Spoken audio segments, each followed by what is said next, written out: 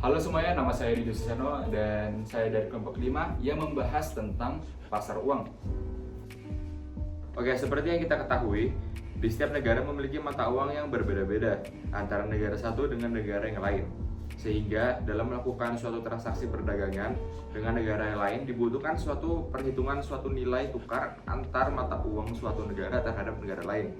Nah, sehingga mempermudahkan terjadinya transaksi karena bisa mengetahui berapa jumlah uang yang akan dikeluarkan untuk membeli produk dari negara asing. Dan akan bisa mengetahui berapa jumlah uang yang akan diterima dari pembayaran penjualan produk dalam negeri ke negara asing tersebut.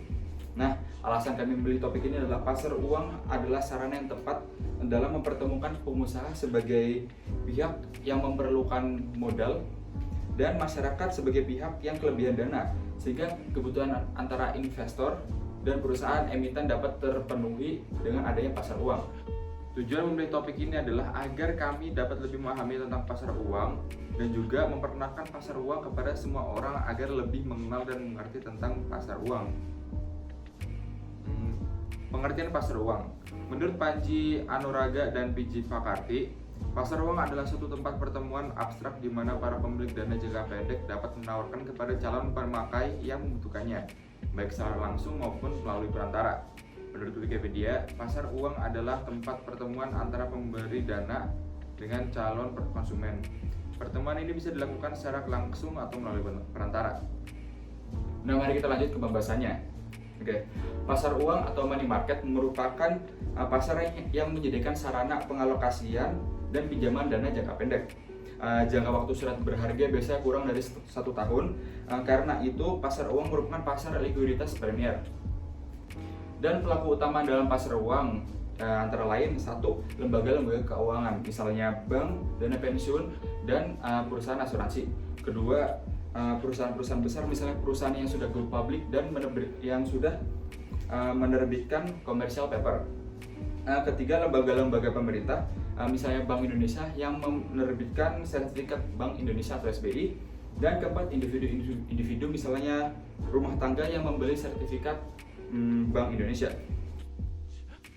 Pasar uang pada prinsipnya merupakan sarana alternatif lembaga-lembaga keuangan, perusahaan-perusahaan keuangan, dan peserta-peserta lainnya baik dalam memenuhi kebutuhan dana jangka pendeknya dalam rangka melakukan penempatan dana atas kelebihan likuiditasnya. Nah, pasar uang juga secara tidak langsung sebagai sarana pengendali moneter yang dilakukan oleh pengusaha moneter dalam melaksanakan operasi pasar terbuka.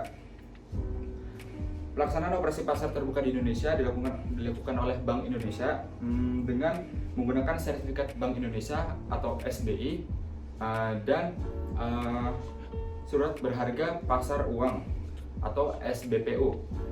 SBI sebagai piranti operasi pasar terbuka digunakan untuk tujuan kontraksi moneter, yaitu untuk mengurangi jumlah uang yang beredar di masyarakat. Sedangkan SBPU berfungsi sebagai piranti ekspansi moneter, yaitu menambah jumlah uang yang beredar di masyarakat.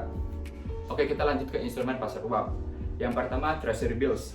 Treasury Bills merupakan instrumen uang yang berupa penerbitan surat utang oleh pemerintah untuk dibuka kepada masyarakat luas dalam jangka waktu pendek. Yang kedua, sertifikat Bank Indonesia atau SBI adalah surat berharga uang yang dikeluarkan oleh Bank Indonesia sebagai pengakuan utang berjangka waktu pendek dengan sistem bunga dengan tujuan untuk mengontrol jumlah uang yang beredar dalam masyarakat, secara tidak langsung juga mengendalikan laju inflasi dan nilai tukar rupiah. Yang ketiga, sertifikat deposito atau negotiable certificate of deposito. Pada prinsipnya merupakan suatu instrumen keuangan yang diterbitkan oleh satu bank dan dinyatakan suatu jumlah, jangka waktu, dan tingkat bunga tertentu. Sertifikat deposito adalah deposito berjangka yang bukti simpanannya bisa diperjualbelikan.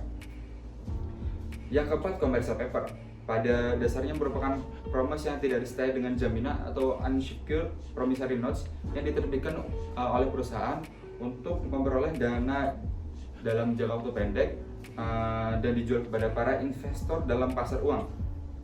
Jangka waktu jatuh tempo CP ini berkisar mulai dari beberapa hari sampai 270 hari. Yang kelima, call money. Merupakan pasar uang antar bank yang dimana terjadi suatu kegiatan pinjam meminjam antar bank dari bank satu dengan bank yang lainnya untuk jangka waktu pendek. Yang keenam, repurchase arrangement atau yang sering disingkat repo adalah transaksi jual beli surat berharga disertai dengan perjanjian bahwa penjual akan membeli kembali surat-surat berharga yang dijual tersebut pada tanggal dan dengan harga yang sudah ditentukan terlebih dahulu. Oke, kita lanjut ke keseimbangan pasar uang. Keseimbangan pasar uang adalah keseimbangan antara uang yang diminta oleh masyarakat untuk berbagai tujuan yang sama dengan jumlah uang yang beredar atau penawaran uang pada masyarakat tersebut. Keseimbangan pasar uang ditunjukkan dengan kurva yang disebut kurva LM.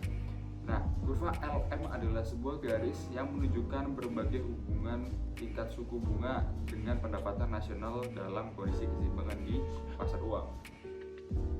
Nah, menurut kami, pasar uang sangat penting bagi sebuah negara karena pasar uang membantu memenuhi kebutuhan dana jangka pendek, memenuhi kebutuhan likuiditas, dan memenuhi modal kerja. Selain itu, pasar uang juga menjadi sarana masyarakat untuk berinvestasi pada instrumen keuangan. Pasar uang juga dapat menjadi sarana pendanaan usaha atau perusahaan dalam mendapatkan modal atau investor. Nah, berikut adalah daftar pusakanya. Oke, itu saja dari saya. Terima kasih, mohon maaf jika ada kesalahan.